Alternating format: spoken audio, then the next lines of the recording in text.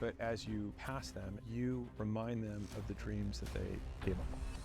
Whenever someone disapproves of my current activities, I'd say, like, to be clear, you would prefer I live my life the way you want to live my life. Okay, I don't, and you have absolute autonomy to live your life the way you want to live it. I would prefer to build a life that the respite from my life isn't the highlight. You don't build confidence by shouting affirmations in the mirror, but by giving yourself a stack of undeniable proof that you are who you say you are. Outwork your self-doubt. And so I wholeheartedly reject the notion that you can beat your chest and have charisma, because I believe that confidence without evidence is delusion. I think I first had you on, you were around 60 or maybe $80 million in assets, now closer to 200 million range. Massive success, and you've grown your audience so big. Yeah. What has changed in you around mindset, behavior, confidence to help you unlock this next level in the last year? I would definitely say it comes down to... I think you gotta have a dream. The School of Greatness. Really?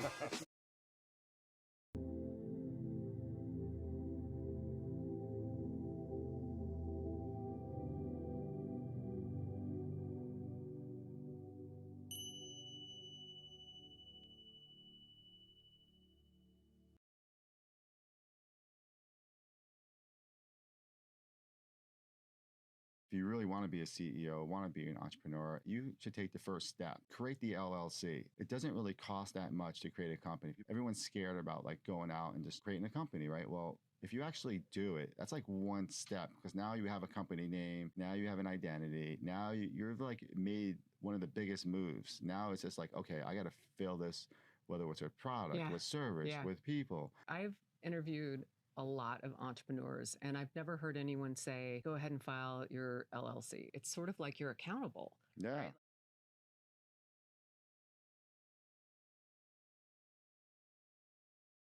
Yeah. Please welcome Lewis Howes. Welcome back, everyone, to the School of Greatness. Very excited about our guest. We have the inspiring Alex Hormozi in the house. Good to see you. Oh. The man who builds, buys, and sells massive companies worth over 200 million in your assets now, acquisition.com, and you have built a 5 million person following in less than 2 years. And you had one of the biggest online events recently, which I want to talk about in a moment. But first off, you're known for making money. You're known for developing incredible habits. You're known for having a chiseled physique, and you're known for working extremely hard to get what you want in business and in life. But we were talking about before about behaviors, habits, and mindsets. What do you think is it within you that has allowed you to get to where you're at so quickly? And obviously there's a backstory and a background we've talked about before, where it was more than a decade of building yourself, but really in the last couple of years, you've exploded. Without being on a big Netflix show, without having a celebrity movie come out, without being a celebrity, you've exploded with celebrity status. Is it a mindset? Is it confidence? Is it behaviors? What is it that has allowed you to get there? I would definitely say it comes down to skills. And if we're just defining skills as things that you do when introduced to some sort of external stimulus that gets some outcome. And I think simplifying a lot of the woo-woo around mindset, performance, confidence, like all of that stuff, if you can boil it down to, at the end of the day, even identity, right? All it is a list of behaviors that we do. And so I used to think earlier on, when I would even explain to entrepreneurs, like when I was looking at entrepreneurs, we had a matrix for how we would kind of like score them. So you've got beliefs that will limit entrepreneurs, you've got traits that will limit entrepreneurs, and then you have skills. And that was my framework for a very long time. And then I had a very long discussion with Dr. Cashy, my closest friend, and he was like, I really want to challenge you on this. I was like, okay. He said, can you teach someone a trait? I was like, well, what do you mean? He's like, well, let's say someone's loyal, right? Okay, you want to teach loyalty. That's a trait. Loyalty is an amorphous word, but has like a lot of laundry list of mini skills underneath of it, which is, okay, when you go out with your friends and a girl comes up to the group of friends, and let's say you're married, whatever, in that instance, and she says, can I buy you a drink? You say, no. Do you think I can train someone to do that? And I was like, yeah, I think you could train someone to do that. It's like, okay. Now, take every other line item underneath of loyalty that would be examples of loyalty. Those are behaviors that can be trained, which means that loyalty is a skill. And I was like, huh. And he was like, now let's push on beliefs, right? Well, beliefs, it's like, okay, a belief means you see a certain way the world is, and then you behave a certain way as a result, which is still stimulus response, which means that you can train someone to respond based on a stimulus. And so that really simplifies a lot of performance, success, etc., to simply like, what do I need to do when this condition is presented? And then you get out of the like, how are my emotions feeling? And I need to think positively and all of these things into simply like, you can be as negative as you want. You can be as fearful as you want. You can be as angry as you want. You can be as ashamed as you want. If you still post this amazing piece of content in any of those emotional states, it will still perform the same. And so it's just that like the doing has to get done Right. no matter what. And that's the only thing that moves the ball forward. And I think a lot of it has been is cutting out a lot of the fluff and the noise that is very loud in the marketplace of the 100 things you all have to do in order to be successful. When I know, just like you do, a ton of incredibly successful entrepreneurs, and their habits are actually incredibly varied. Some are night owls, some are morning people, some work all the time, some only like to work a couple hours a week, some are huge in real estate. You know, like some are super healthy and health obsessed, and others, you know, are Warren Buffett drinking Coke and eating in McDonald's. So whenever there's these rules that people like to put on, and everyone wants to have these rules because they want to think, okay, if I do what Warren Buffett does, then I'll get what Warren gets. But what they do is I think they emulate the wrong part of Warren Buffett. And so What should they be emulating? you have to look back in time. And I think that's one of the things, people model the plateau, not the rise. And so it's like, you know, we have a bunch of buddies, mutual, that have exited companies for hundreds of millions of dollars. And then they get like really obsessed with their health. And they have these massive morning routines, and they just get obsessed, you know, all these supplements and red lights on us and ice luges and whatever, right? Right. And so what ends up happening is everyone who's watching says, oh, this person's successful. This is what they do. I should do that. But what got them there is not what they're doing now. Right. Right. So it's like you want to model the rise. And so a lot of times the rise is a lot of imbalance. It's not always healthy on the rise. No. I would even getting out of like defining health, right? But like I would say that there are absolutely trade-offs, and it's just whether or not you're willing to pay the price for it. And I think then we can take off the label of like, this is good, this is bad, this is healthy, this is unhealthy, and just simply say like, if the Nikes that you want on the wall are $500, that is the price. You can just choose to pay it or not. But if you choose to pay the $500 for the Nikes, you don't then say this was unhealthy or this was bad, or you label it. You just make the trade. And I think that that's where a lot of people spend all this time analyzing themselves, like feeling about their feelings, thinking about their thoughts, rather than just executing. Like one of the best morning routines I can recommend to any person on earth is that you wake up and you decrease the time between when you wake up and when you start working.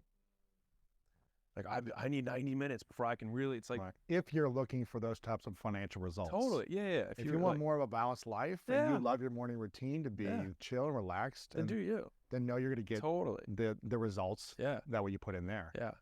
Do you think it's possible to get extremely wealthy or amass a large sums of wealth by having a lazy mindset? I really like this question. I don't know if it's where you were wanting me to go, but I do like the question a lot. Yes, for probably a different reason that people might expect. So I actually think in some ways, the lazier you are, if you can get over the initial hump, the more successful you can be. Because what happens is if you give a hardworking person a problem, they give you a hardworking solution. If you give a lazy person a problem, they'll give you a lazy man solution. What's the easiest way to do this? Right. And a lot of times, some of the best problems in the world get solved by deciding they're not problems. What do you mean? It's like, let's say Layla says, you know, babe, and I don't like being called babe, right? Now, I could have a huge discussion about this, and this is our plan, so we can, you know, get you out of saying this because it makes me feel this way. It reminds me of my mom, whatever, right? Or you just let it go. Or I decide that it's not a problem, and it's way faster to solve problems that way by deciding they're not problems to begin with. Interesting. And so from the lazy man's perspective, I'm a big believer in working smarter, not harder, with the massive caveat that you have to work incredibly hard to get smart. So what do you mean by that? You have to amass a amount of skills. You have to overcome your limiting beliefs. You've got to get more knowledge, take more classes, develop yourself, build more confidence, let go of these different challenges in order to get to that level. Yeah, we all have to pay down the most expensive debt that we all pay every day, which is the debt of not knowing. Ignorance debt. And like I love this close that I saw at a presentation years ago, and it's just so good. So man's looking out the audience, and he's got this whiteboard, and he writes $1 million across the top. And Then he says, ma'am, how much do you make? And she says $50,000. So he writes $50,000 underneath the million. And then he subtracts it and it says $950,000. He looks at her and he says, every single year, he said, you pay life $950,000 for not knowing how to make $1 million. And so the question is like, how much is that skill worth? The difference. That's what it's worth. Right. Whatever that difference is. Right. And so, however long it takes. And so like, it's one of the haunting thoughts that I have of like, man, why am I not making $1 billion a year? It's like, because right now I'm paying $800 million a year in ignorance tax for not knowing how to make $1 billion. Right. Interesting. Or to be fair, or relationship tax or income tax or whatever. oh, right? yeah. Timing tax. It could Totally. be a timing thing. It could be, are you in the right industry thing, whatever it might be. And you got to, I mean, obviously this is for people that are, you don't have to be a billionaire or No, make $1 move the million. zeros. Yeah, Yeah. it's like, okay, do I want to be at 100,000? Do I Sure. want to be at 70,000? Do I want to be at 350 or whatever it is? First off, why do you want to be there? Why is it important for you? And are you willing to pay the price to be there? If not, then it's okay. Yeah. Like, live your life. Yeah. You I was won. You won. You're not obsessing over something. I was just watching this show Alone. I don't know if you ever watched this show. No. It's fascinating. It's about people that live alone in wilderness and they have to survive. Okay. It's on a History Channel, I think. It's actually incredible. I'm like, I could last maybe 3 days. It's like as long as my fat would survive me. It's like 'cause they're in Alaska. It's the Yeah. winter. You got to do the whole thing, right? And you're only allowed 10 items. Oh. So you have to choose your items Jeez. wisely to be able to survive the longest you can in the wilderness. Yeah. And after like 50 days, there's like 3 people left. I think it starts with 10 or 20, right? And all these people leave. They tap out Okay. and they leave. And after the 50th day, the people are like, man, you start to hear their mindset unravel as it gets harder and harder. Yeah. And they have to ask themselves, why am I doing this? Yeah. Why? Why do I care? Now there's a $500,000 prize at the end for the winner, but you start to hear them saying like, I really don't need that much. Yeah.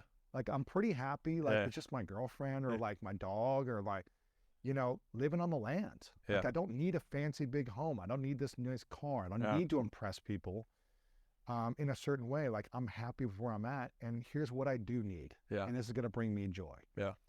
But for the people why do you think people are so obsessed with making more money though? And becoming a millionaire or becoming 100 millionaire or a Yeah. billionaire? Why do people even think about it or are focused on that? The whys are tough because I can never have insight into why other people do things rather than that they do them. But I would say that it seems like, at least I would say more men than women are money focused. And that is probably because more women than men are attracted to mates who have resources. And I love this quote by Idris Elba. He said, men fall in love with what they see, women fall in love with what they hear, which is why women will always wear makeup and men will always lie. Oh man. I just love the quote because it's like, it just, I think speaks to the heart of, how men and women, at least socially, measure status, which is kind of the second piece, which is people don't really want money, especially at the highest levels of the game. It's not about money at all. It's about status. Because I mean, it's only chicken and rice even at the highest levels. Like you can only eat so much food. You can't eat gold. You can't eat diamonds. And after a certain point, you can only consume so much. So then money's only purpose is to go make more money so that you can Do what? make more money. Do Right. people care more about status, influence, or power with money? Oh, is that do they? Yeah. Which one? Yeah. Do people care more about, do you think, having status, Yeah. having influence, or having power? I think it depends on the person, honestly. I mean, there's definitely, from everything that, at least my beliefs around the world, I think there are people definitely who prefer to be behind the scenes and moving things, making the world the way they want it to be. And then there are other people who prefer to have, and that's also huge influence. It's just one is credit with the influence, and sometimes it's credit without the influence, or the reverse. And so I don't know if I can answer for all of those people, but I think the motivations for making money can be diverse. But I think if I'd have generalized with the broadest brushstroke, I would say for men specifically, we get more status when we have more money. Do you think that's what men are chasing more, is the status? Totally. Really? Yeah. If women all of a sudden only want, if the hotness of the girl was directly correlated with how in shape the guy was, there'd be way more in shape guys. Right. I mean, let's flip the script because we actually have some evidence on this. So like, if you look at gay men in general, men who are attracted to men, the gay population, I would say, has the stigma, and I say this a positive, whatever a positive stigma is, of being more in shape. than straight guys. Really? Yeah. Oh my God, there's way more, like tons of super in shape gay guys. Because men they fall in love with what they see, and they're both physically men. fit. They're both Right, fit, and so they're both men, and so gay men will have to be or try to be in better shape, I would say, on average than straight men, Right. because the person they're trying to attract has a different honey trap. You can be a fat slob, and if you're a billionaire, you're going to get whatever girl you want. Okay, not necessarily whatever girl we want, but you will get a girl that you could probably still brag about. Just put it that way. Right. We're speaking in generalizations, but this is overall is what you're seeing here. Yeah. What do you think is keeping people trapped in staying average in their life or not wanting to go beyond where they're currently at?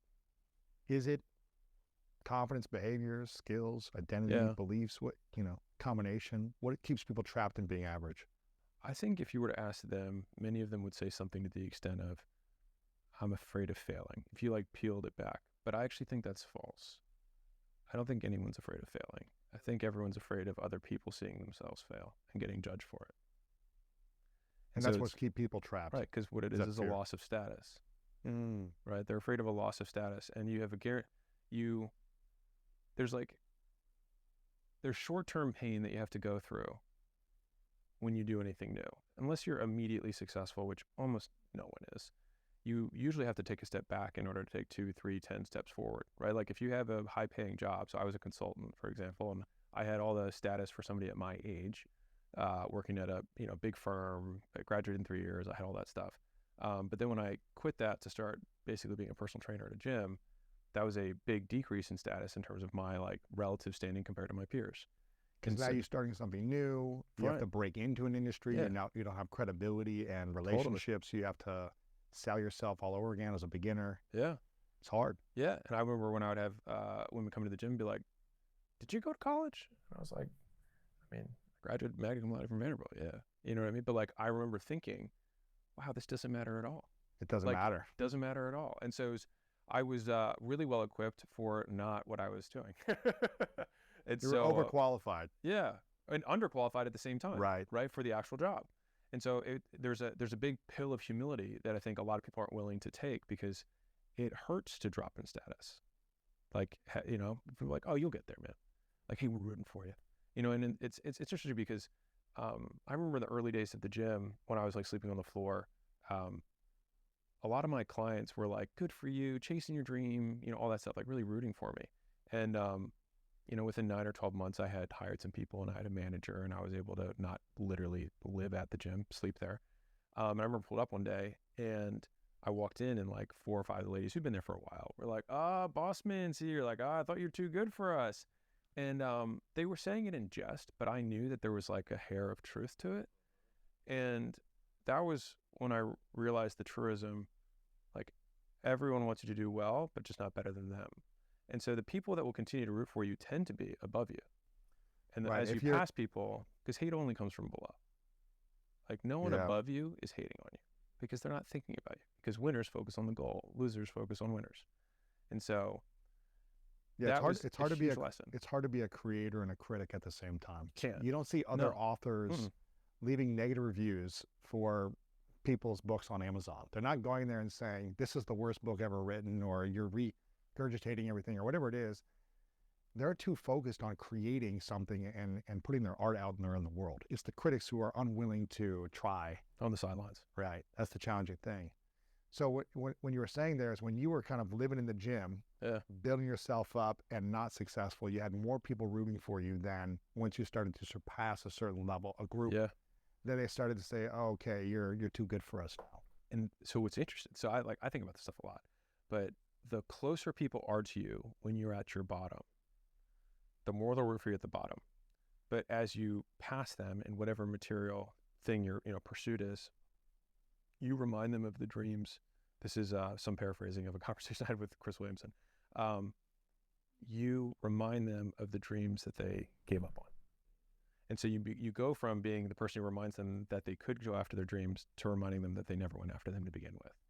And then what happens, at least this has been my experience, is that you go through this period where no one from your hometown or who knew you in the beginning approves.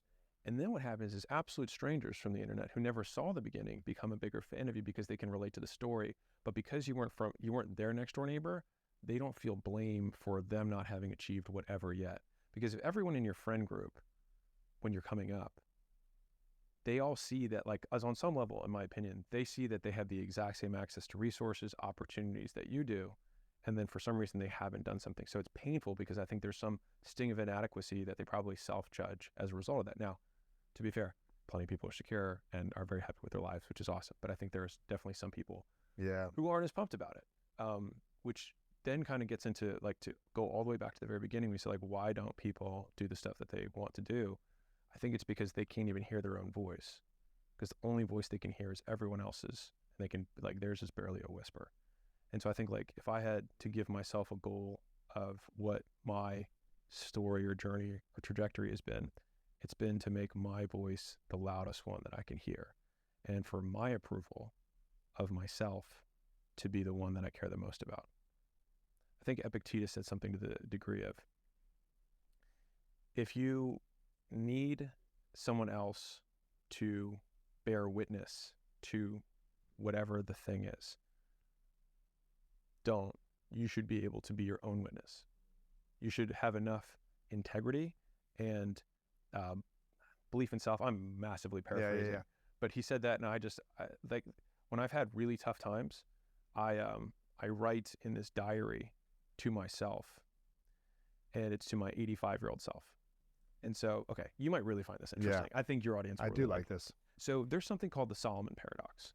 Are you familiar with this? Explain it. Okay. So the Solomon Paradox basically states that humans give better advice to other people than they follow themselves. Yes. And, like, they've proven, they whitewash stats. They even describe people's own life to themselves, but change the names, etc., and then say, what should this person do? And what they recommend the person do differs from what the person actually does. And it's because we have some sort of emotional context of the situation, and so then we can make logical decisions as a result, and so then we make poor decisions, right? So take that as data point one. We give better advice to other people than we follow to ourselves. The second, kind of issue that I've had overall is I've never had a lot of success with the therapies and things like that personally. A lot of the time it's because I feel like I have to, one, provide huge amounts of context for a single decision, which becomes, 90% of my conversation is just trying to give context around. And then the session's over. Right, exactly. Like, where we're going, yeah. And the third part is aligned incentives, right? And I speak purely from a mechanistic perspective here, which is that if you pay someone, they want you to continue to see them. 100%. It just is what it is. And Charlie Munger, I think, said people will ignore all sorts of facts if their paycheck relies on it, right? Like, he thinks the entire wealth management industry is just a complete farce. And so he uses that as his example, because he's like, they're incentivized to not see that they have no value add. Right. Right. And so everyone rationalizes around that. And so you've got this misaligned incentive, you've got someone who doesn't have context, and you've also got this idea that we can give ourselves better advice than anyone else can. And so in thinking about those three things together, I was like, maybe I can be my own therapist, but don't do it from myself today. Talk to my 85-year-old self. And so I actually run these chats. It's my first morning meeting on Monday every week. It's called Solomon Time. And so I talk about what's on top of mind. Now, I also To self. Yeah. Yeah. So I chat, it's like a DM chat. So it's like, hey, this is what's going on right now. And then it's future me, like my hat changes, and it's, this is, well, what would you, why are you saying that? Like, You psychologically go Yes. into that state of a future you. Yeah. That's beautiful. And it's cool because that version of me, It's not AI you. It's no, really it's just me. That version of me has a completely aligned incentive. He wants me to win Yes. more than anyone. Because at the end of the day, like, people don't want what's in your best interest. They want the version of you that best serves them at any level. Now, the closer they are, like, your family has tremendous alignment, because if you do, like, if you become a billionaire, they all benefit. Yes. Probably. But they've right? got doubts and insecurities. For sure. So, like, they're still flawed compared to a stranger, right? So it's like the closer someone gets, the more natural alignment would occur, where if you do well, they might do well by proxy or by extension, or you might be able to give them a favor, et cetera. And so that's why when you get famous, I can't remember what this quote is, but like, when you get famous, it's actually other people, I think, who treat you differently, because you actually have more utility, because they might be willing to put up with stuff. You're late, you're not as responsive, all these things, because if you tweet their name, it changes their life, because there's that chance of huge utility. And so people change their behavior. And so, anyways, with Solomon, who I call my older version of myself just for simplicity's sake, he has absolute aligned incentives. He has complete context. So I don't need to explain everything. He already knows everything I know, right? And potentially more, and a longer term time horizon. And as I'm going through these exercises, the most common ones, the common responses I get is, what problem are we solving? Which is, what classic old me would say. Number two is, are you sure that's a problem? Which is more just a retort. And recently I had a really tough thing that I went through, and it like really drove. Probably the worst day I'd had in 5 years. So from the last time I felt that bad was when my partner had taken all the money that I had in my account after I sold all my gym. So sold everything, and then all the money was drained. That was like the worst day I had in a long time. So I had one recently, and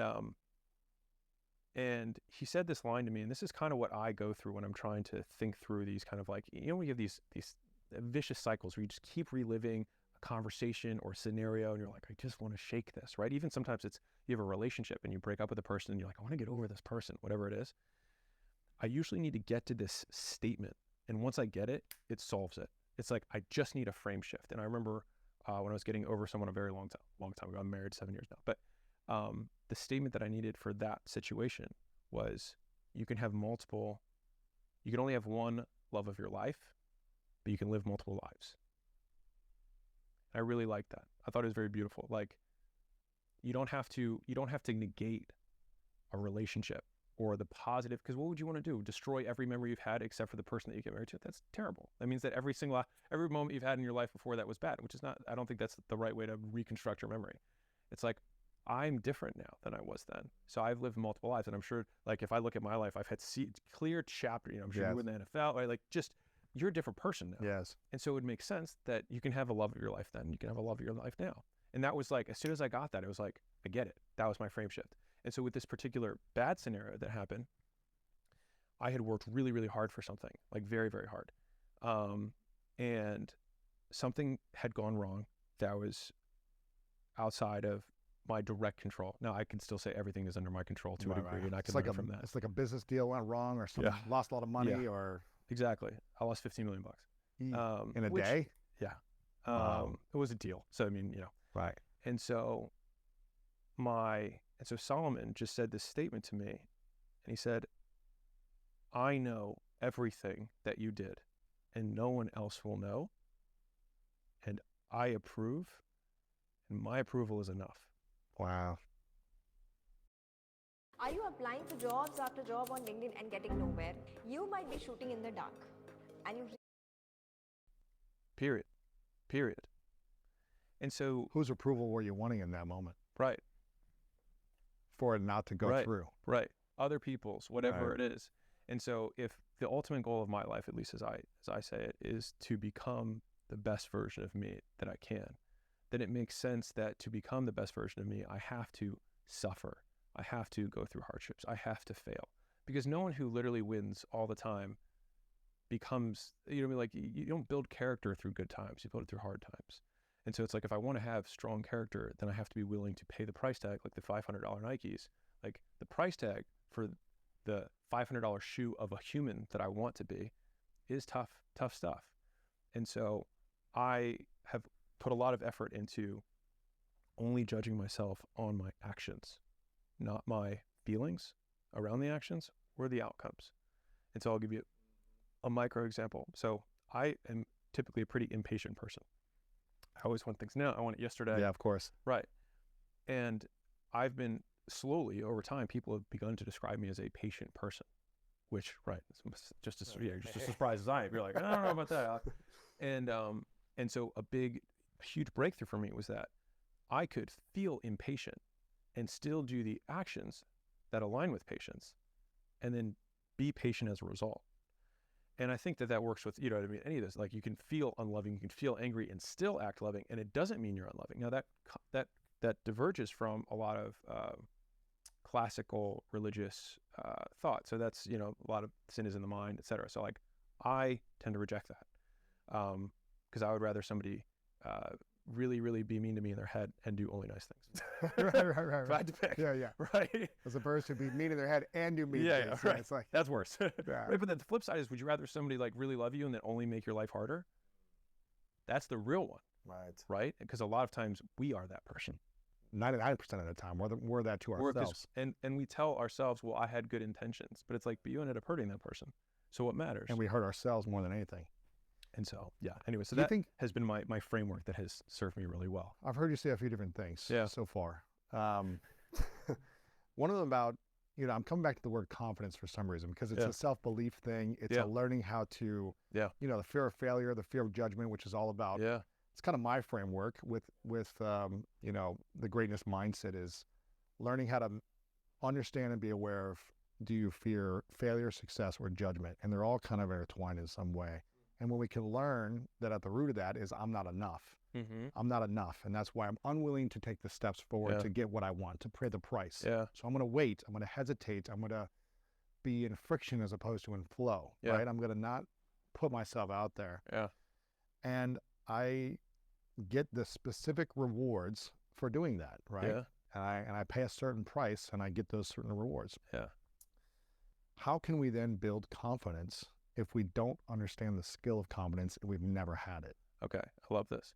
So, statement that has gone incredibly viral is that you don't build confidence by shouting affirmations in the mirror, but by giving yourself a stack of undeniable proof that you are who you say you are. Outwork your self-doubt. And so I wholeheartedly reject the notion that you can beat your chest and have charisma, because I believe that confidence without evidence is delusion. Like if someone says, I can build a skyscraper, and they can say it as confidently as they want, but if they don't know how to build a skyscraper, they're not building a skyscraper. And the best way to know that you can build a skyscraper is having built one before. Now you might be like, well, what about the first skyscraper? It's like, well, of course, he didn't build a skyscraper first. He probably built a half skyscraper before that, Or a and house. before that, and then, yeah. an apartment building, and before that, like a a fourplex, right? You build to it, and that concept for me is what has allowed me to do well in situations where I feel like I didn't deserve to do well, right? Like, so for the book launch that we were talking about earlier before we got on, like, if you have 500,000 people, it's a whole city, right? And I truly, people you can watch the vlog, I truly wasn't nervous. And it wasn't because I'm some czar at presenting. It was because I had done the presentation full 3 times a day for the 30 days leading up to it. So I had done it once in my mind, once out loud, and recorded it. And then I would watch the recording and then edit my slides. Wow. Every day. Every day. Wow. And so when I got there, the staff was like, I've never seen, I'm sharing this because it one of the hardest things to do is have context when you don't know anyone else who's doing what you want to be doing in your life. And I'm not saying I'm the person that people are trying to emulate. I'm just saying that maybe there's an element of that they can take from it, which is when I got there, the staff was like, I've never seen anyone so calm for something so big. And I was like shaking them. I was like, you're good. We're good. Hey, we got it's gonna this. be Hey. okay. It's going to be okay. And the reason was, I was like, I've done this before. I know how this presentation goes. I can say it backwards. And so I don't have to worry about what I'm going to say because I have outworked my self-doubt. And until I felt like, of course, this is always how it is, then you don't feel like, I remember, I'll rewind to the first time Outwork Your Self-Doubt came out in my life. So I gave this presentation to a very small room, 50 people. And a lady in the front row said, you sound so certain. Like, how do you get rid of the imposter syndrome? And I had just given a presentation on how our sales process worked at our brick and mortar gyms. And I said, first of all, I was like, I don't really understand the question. I was like, I'm just presenting what is.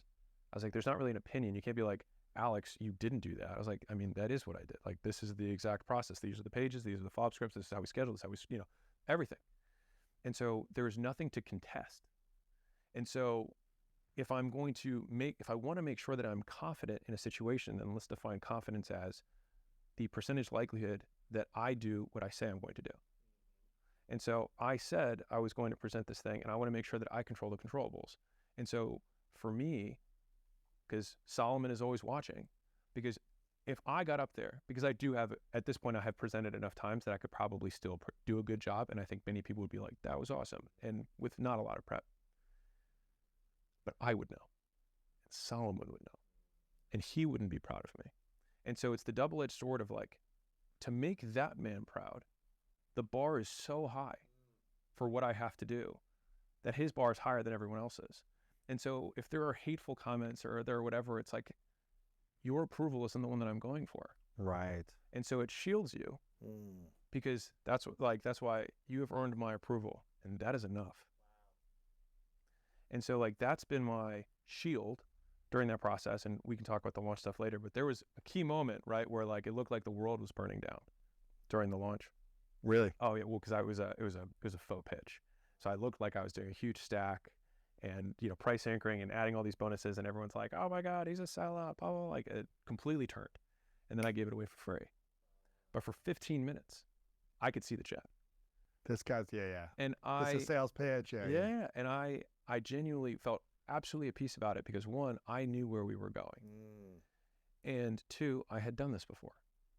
And so me walking through that process is like, it doesn't require confidence. It appears like confidence on the outside, but if everyone saw the amount of hours that went into it, it would seem obvious. And so I think that's the big misnomer, is that people are like, he's so confident. Are you afraid that you're underqualified for the fancy data science roles outside India? Maybe you did give it a shot. Either the guy is confident because he's delusional, and I mean that is in the truest sense, like he is claiming he can do something that he has no evidence that he can do, which to me would be delusional. Or he had lots of insecurities or concerns about his performance on XYZ, and then he tried to simulate that experience as many times as he possibly could until he no longer felt afraid. And so like if you want to get rid of a fear of spiders, the way you do that is you lock yourself in a room with spiders, and eventually Either that makes you more terrified or eventually you acclimate. Right, eventually. And then you walk out and you're like, I can deal with spiders. Or you're traumatized. Either way. Over a long enough time horizon, Yeah. you'd get over it because you'd realize that you didn't die. Yes.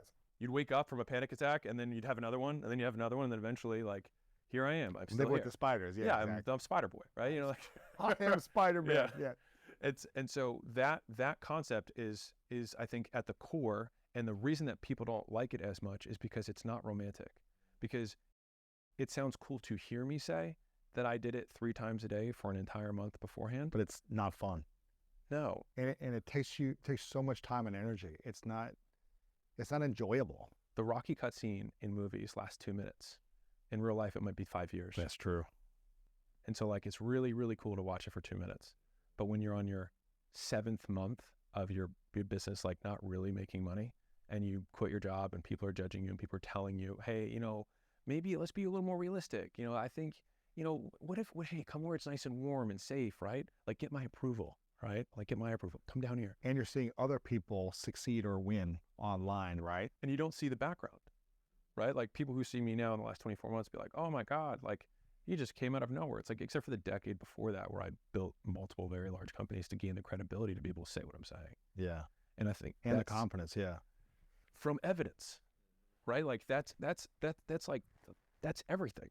What would you rather have? A unwavering confidence or a strong mindset? I don't know if they're different, because I think the evidence leads to the confidence, and evidence gives you the strong mindset. If someone comes to me and says, Alex, you're a short king, I was like, I'm almost 6 feet tall. Like I'm not a short king. Like I don't need, like, I'm not going to be hurt by that because I have evidence that I know that's not true. Right. And so I think that a lot of people's feelings get triggered because they don't have that backstop of proof. And so it's like, if you want to be bulletproof, give yourself evidence that you can lean on. So if someone's like, Alex, you don't know anything about business, I'd be like, I totally accept that that's your frame. Here's the evidence that I have. And this is what that marks down on from a percentile basis of like where I'm at versus everyone else. I don't think I know more than a lot of people. But what if you were just starting out? Yeah. And everyone was saying, hey, you don't know anything about business or marketing Yeah. or social media or Yeah. whatever, relationships, and you don't have evidence. I would agree with them. And then you just got to take the time to build the evidence. They're totally right. And I probably shouldn't talk about business and marketing and all these things because I haven't done it. And that's, in my opinion, the big underlying problem with the majority of the influencer world. So there's the entertainers and then there's the educators. Entertainers do their thing. The educators, I believe that context is the thing that matters most. So like, I'm I'm trying to give a really kosher example here. How do I not say names here? Without calling someone. Yeah, in, yeah. So broad brushstrokes. If somebody gets online and wants to talk about growing their social media, your social media following, and they're like, hey, you need to do this and add these hashtags or whatever, and you see that they have 500 followers on Instagram, I don't need to listen to what they're saying to Right. know that they don't know what they're talking about. Right. Like there was a book that was called How to Market a Book, and it had 14 reviews on Amazon. It had been out for 4 years, right? And I started my presentation with that for the book launch. And I said, this is what I hate, is that I have evidence in the real world that nothing inside of this book works. Because if it did work, they would have marketed this book, which they clearly didn't. And so the issue is that there's this big glaring sign above everything of the content that people are making, which is the context that they're making it in. And so they're trying to be a fitness expert, but they don't really look like they're in shape, right? They want to be a marriage expert, except like most people see them, like, I don't know if I really want that marriage, right? And so like it's way easier to immediately start giving advice to people, and your advice might be valid, but you have no proof. And proof's the hard part, but proof is the only thing that matters, in my opinion, and especially in the court of the public. Like Warren Buffett, I don't think is a particularly charismatic individual. But if he gets up and says, hey guys, you should dollar cost average into the S&P 500 for your investing, somebody might be like, oh my God, his advice is so simple. Like my advice, my content's so much better than Warren Buffett's. It's like, you know what? And it might be, except you just forgot to build a $100 billion company. He's got proof and credibility. Context. And the reason, like I've thought about this a lot, and I think the reason the context is so important is it actually becomes a faster and easier decision. So as a consumer, if I'm looking at 100 different information sources, because now information, there's too much of it. And so we have to segment signal from noise, right? Okay, how can I get all this noise out so I can just hear the stuff I want? Well, the first thing you want to do is go to a trusted source. And so if this is the richest man or top 5 richest men in the world, and he's giving investing advice, I don't actually have to take each kernel of advice and weigh it and say, do I agree with this? Do I not agree with this? You can actually take it pretty close to his truth because he has so much authority that you think, okay, I will take this as is, which is less cognitive effort than listening to a teacher, no offense to teachers, giving investing advice who barely has $1 million saved up. And again, there's nothing wrong with that, but I don't think, I can actually almost guarantee that your investing advice will never get as much press as Warren Buffett's. Even if your content and the production and your hashtags and all the other things are perfect, you lack the one thing that matters most, which is proof. Proof. Credibility. And that's the part that takes 5 years or 10 years. Because now Ray Dalio can get up here and talk, and Ray doesn't care. I mean, I'll tell a quick story to wrap this Ray Dalio up. I saw this dude on TikTok, white guy, older dude, and he was giving financial advice. And these TikTok comments were just destroying him. He was talking about how to like prepare for an economic thing, whatever. And so people were just savage, right? The guy was Ray Dalio. Really? Because at the end of the day, everyone who doesn't know who you are doesn't know who you are. And it makes sense that they would be skeptical because many people in the past have been fakers. And so to want to win in the court of public opinion, especially if you're coming up, even with all the proof in the world, doesn't matter because they don't know yet, which is why you have to know so that you can take it, because you know he's worth $38 billion. If they're like, you don't know what you're talking about, he's like, I'm Doesn't not matter. bothered by this. Yeah, I don't care Right. about your opinion or your approval. Right. Your opinion is irrelevant because I have facts. Yes. Now, if he was worth $10, it would probably destroy him because they're right. Most working professionals are finding jobs the wrong way. They see a job post and they hit the apply button. That's true. And I think That's true. And I think that's really what a lot of people reject the opinion of other. Like if I had, massive ears or something, like, I mean, people right now, they're like, oh, Alex is on trend, gear, steroids, whatever, right? Like that's the some of the comments that I'll get. Trend? What does that mean? It's just it's a steroid. Okay. Trend gear? Yeah. It's sure, like yes, a steroid sorry. term? I'm Yeah, like, yes. So there's Captain America gear and there's Iron Man gear. Oh, right? man. Iron Man gear is a suit. Captain America gear, you're inject. So oh, gotcha. yeah, I'm like, no. Sorry. I know nothing about I this grew up in the stuff. fitness world. Yes. It's so they're saying you're on steroids. right, Yeah. right. And the answer is like, it makes sense that they would say that because I probably have more muscle than most of the people that they know. And most people who have lots of muscle take steroids, especially the professionals. Yeah. So like, should I be angry with them? No, it makes absolute sense that they would make that conclusion. So why should I be upset by that? I agree with you. Right. I do look like I take steroids. Thank you. Like, would I rather them think they're like, oh, we know he's natural. Like, Sure. would I rather have the They reverse? said that to me. I'm Yeah. like, okay. Yeah. And so, anyways, all that to say that the hard work is in accumulating the undeniable stack of evidence that you are who you say you are. And the first person you have to convince is you. Because if you sell you because you know what you did to get here, then everyone else's opinion just doesn't matter. What if you're always trying to seek the approval of someone else as well as you? I think it's a trade-off over time. I mean, I don't want to pretend like I don't seek approval from others. I think it's But you used to, you talked about in the previous episode yeah. about, really wanting to seek the approval of your father and trying Totally. to vanquish him eventually, Yeah. right? Should we be seeking the approval of other people, or is it more about our future self?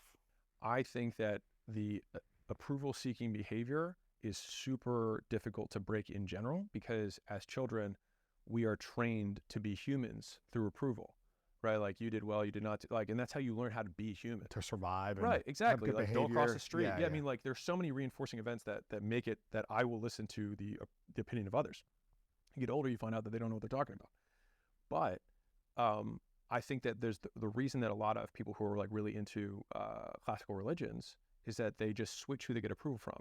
They get approval from their heavenly father, which you might as well say that Solomon for me is my heavenly father in my own way. I just, characterize the future version of myself that is idealized and ask him for Sure. what he thinks I should do. But fundamentally, I don't know if I've necessarily gotten rid of that approval. I've just shifted where I try to get it from. So you're not seeking from others, like audiences that you don't know. You're seeking from your future Internal self. approval. Yeah. That's big. But if you're real about it, if you're really real about it, then I think it's the highest bar because that guy knows whether you cut corners. That guy knows whether you could have done another rewrite of the book. That guy knows if you could have just taken a little bit more time to make this better. That guy knows if you could have prepped for that interview longer than you did. And so if you can earn that guy's approval, then you walk into the interview completely unshaken because you already won because that guy knows what you did to get there. And so then you can be loosey-goosey. Right. You're relaxed and That's not my stressed about it. Perspectives. What else do you think keeps people trapped in not reaching their potential?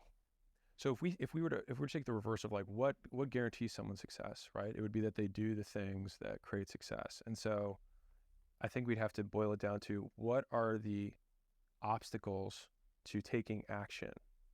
So either you take the wrong actions, which is a knowledge deficit, which is why everyone who's listening to this, it's like you want to learn, right? Which is great. And just for some fun definitions for everyone here, I define learning as same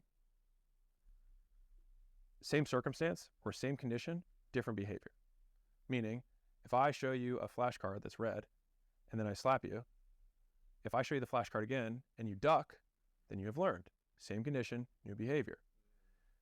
Intelligence is the rate of learning. So how quickly do you change your behavior with the same condition? So if I show someone a red flashcard and then I slap them and then I show them again, they don't move and I slap them, I show it again and I slap them, it's like, what are you? Right? Their rate of learning is not as fast. And so to the same degree, and this is for, I know this is gonna, I'm gonna poke my finger in this hole real quick. For everyone who's listening to this, if you continue to listen and listen and listen and listen, and your conditions externally have not changed, and your behaviors have not changed, then it means you have learned nothing. You've learned it, but you haven't applied it. Well, definition, same condition, new Right. behavior. If the behavior doesn't change, you did not learn. You spent you've time heard watching it. something. Yeah, sure. Heard it, but you haven't learned it. Right. You learn through a change in behavior. And so going back to why do people not change their behavior?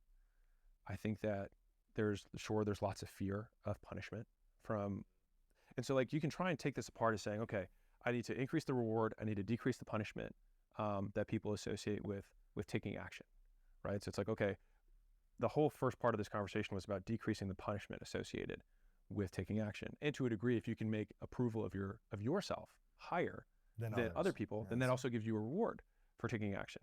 Now, there's also an element of ignorance, which is like you might take the wrong action. But I can promise you, if you're taking action, you'll figure it out pretty quick. Yeah. Like that part. This isn't working. Okay, let me Right. try this thing. The third piece is environment, which is at the most mental extreme level. If I'm chained to a wall, right, and someone says, go pick up the soda over there, I might have all the right skills in the world to do it, but I have environmental conditions that prevent me from doing it. And so it's like, I don't have a fear. I have a clear reward. I have the skills to do it, but I have environmental conditions that prevent me. And so one of the easiest ways to change behavior is to change your environment. Like so B.F. Skinner is a really famous behavioralist, and he came on the space and got a lot of flack because he had very controversial views. But he has this quote that is just like, he says, you know the old saying, if you lead a horse to water, the old saying is, you can lead a horse to water, but you can't make it drink. He said, well, if I bled the horse and I dehydrated it enough and I put the water right in front of its mouth, he said, I can veritably guarantee that I can make it drink. And the idea there is that if you can control enough of the environment, you can get anyone to do anything, which is to the same degree, we even kind of accept this culturally as like, if someone kills somebody, we say, was there temporary insanity? What were the extraneous conditions that created this behavior? Now, if there's like, he came home from the military and his wife was in bed with somebody and he just went into a fit of rage, well, that was a condition. Now, we then say the guy who, premeditated it, and that's a bad guy. But then you zoom out a little bit more and you're like, well, what conditions created that behavior? Right. So these conditions are excusable and these conditions aren't, which gets into a whole different argument. But the point is that if you want to change your behavior, the strongest way to do it is to simply change your environment, because you can have huge leaps and bounds in how much your behavior changes without even having to get better, which is why one of the best ways to get good at anything is to join a team of people who are excellent at that thing. And you know this from the sports world. Like if you can join a championship team, you automatically adopt the cultural norms, the rules of behavior of that group. And you either get assimilated or you get rejected if the culture's strong enough, if it's a championship team. And so that is the fact that now if you get into that team and all of a sudden your game just levels up, 5 years faster than it would otherwise, is it because you've inherently changed or because you changed your environment? And so I think that is the absolute shortcut, the cheat code to getting what you want is changing everything around you. So like if everybody around you is poor, don't listen to them about how to get rich. And don't seek their approval for your behavior, because everything that they're going to approve of is keeping you where you're at. And so I think if you have enough money to leave home, then do so. If you can't leave the town you're in, then move across town. Just go 30 minutes away. Just go on the other side of town. Make it more convenient to do the things that you want to do, and make it less convenient to hang out with the people and do the stuff that you don't want to be doing. And if you do enough of those, make it easier, make it harder trade-offs, eventually you start doing more of the stuff that you want to do and less of the stuff you don't. And that compounds. And I think a lot of times that is a lot easier than trying to willpower your way through anything, because willpower is finite. But if you can change the environment, it actually makes it easier. So you're actually not using any willpower. If there is no ice cream in the freezer and you have to get in your car to then go somewhere to get it's a lot harder. It's a bigger thing, right? So it's like, how can I make it as inconvenient as possible to do the things that I don't want to do? That I know are going to influence me to do bad things as well. Just got to delete Postmates next. And so that's like the triangle. If I was looking at somebody who why are you not doing what you want to do? What's the triangle again? You fear some sort of punishment, which we can reframe as failure isn't failure, only your fear of judgment upon failure is the thing that you're afraid of. You can reframe reward as like, I want to get my own approval rather than some external outcome, because if you knock on 100 doors and you don't make a sale and you're getting into solar sales, now you might have gotten rid of the fear of rejection, but you haven't gotten the win yet. And you're like, oh, maybe this isn't for me. And so if you can change what you're measuring yourself on to the activities rather than to the outcome, you say, I'm the type of person who will continue to do without seeing the result of my doing, and the world will belong to you. Because there's only a handful of people who can keep working and keep doing without seeing the external benefit. And those are the people who can beat everyone. And they win. Every time. They win. And then the third piece is the environment. So if I can increase the reward, which you can do through reframing it and redefining what you reward yourself by, the activities and the controllables. If you decrease the punishment of the things that you're afraid of and reframe that punishment as, what if it wasn't a problem to begin with? What if you agree with them that you don't have evidence? They're right. That's okay. And you get out of the environment that continues to shape your behavior in the direction you don't want. You do those three things, the likelihood that you'll be able to change your behavior is very high. That people do every day that they hate doing. And a big misnomer, I think, is that people think they need to have a new thing. You can start a cleaning business, become a billionaire. You can start a lawn care business, become a billionaire. You can start a roofing business, become a billionaire. There's clear problems. All you have to do is just do what everyone else is doing, learn how to sell, learn how to deliver consistently, and learn how to lead. If you do those three things, you can do just as well as everyone else and just do it better.